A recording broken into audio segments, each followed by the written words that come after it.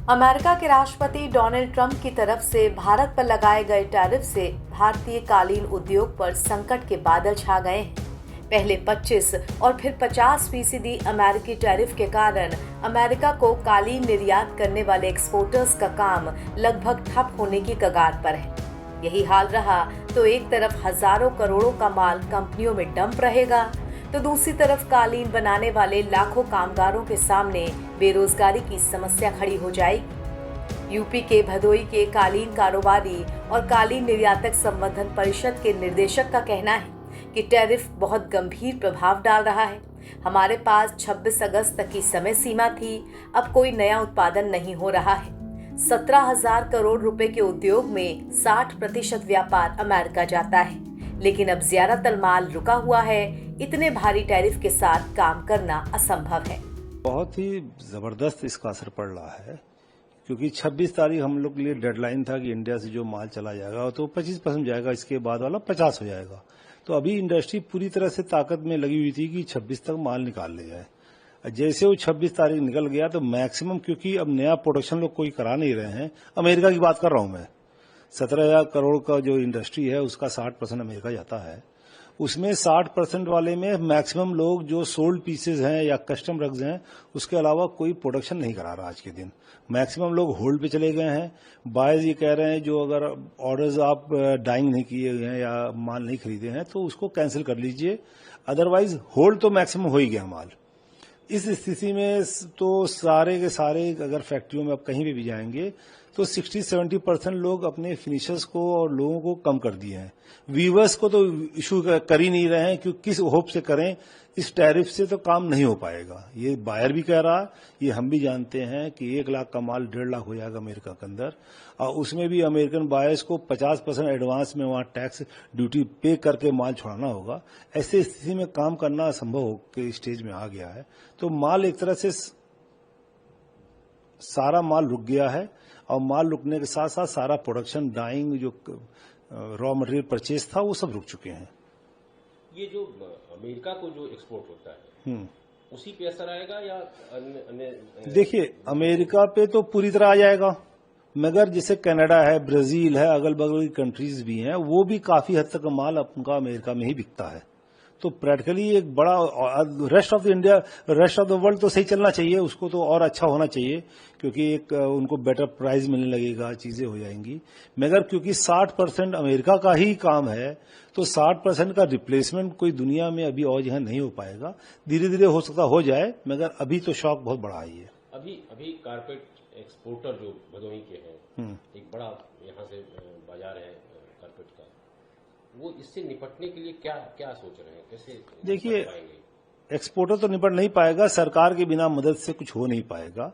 तो हमारे लोग की इंडस्ट्री की तरफ से एक डिमांड है, जो भी टैरिफ लग रहा है उसका 50% सरकार दे, और उसका 50% जो होगा बायर और एक्सपोर्टर मिल के अपना बैलेंस कर लेंगे।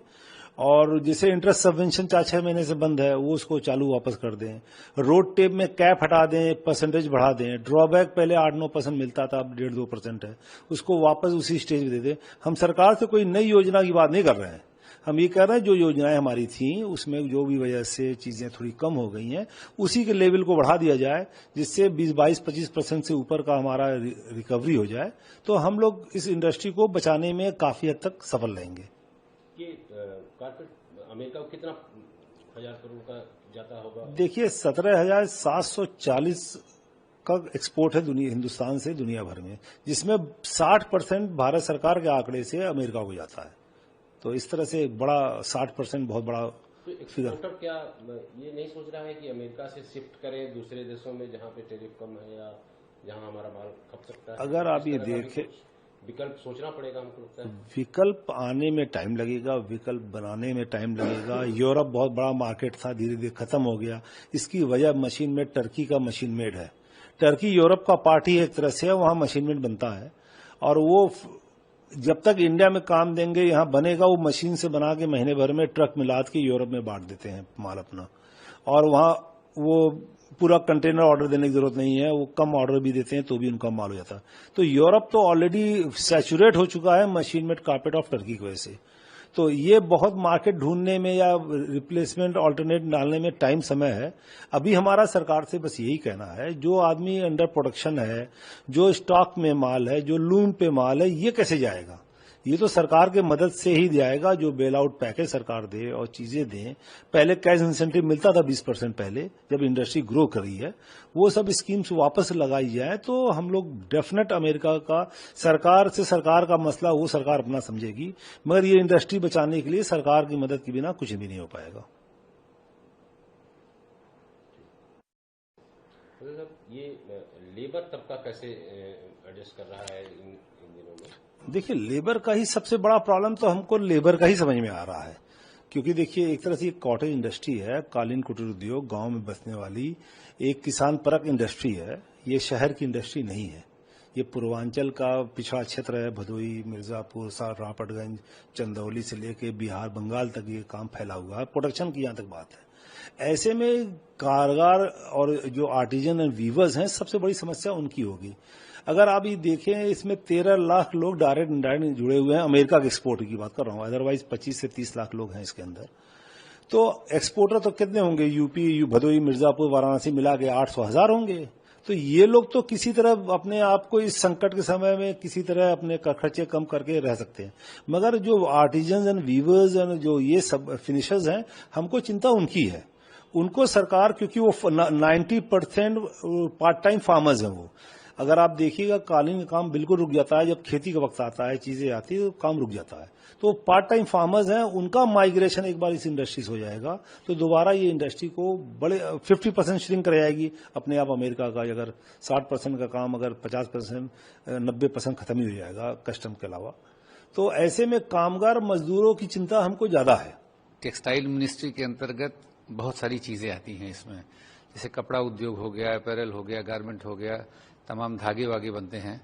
तो और हम कारपेट बनाते हैं, तो जूता चप्पल है, लेदर फुटवियर उद्योग है।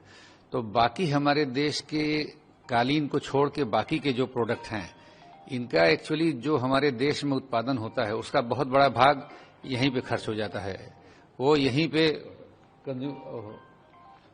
कंज्यूम हो जाता है और एक्सपोर्ट में 20 से 30% ही माल जाता है। जैसे लेदर फुटवियर में है, मतलब कपड़े से लेके इनमें मैक्सिमम जो उपयोग है वो 80% हिंदुस्तान में है और 20% उपयोग है, जिसमें मिनिमम है 65% है और 35% एक्सपोर्ट है।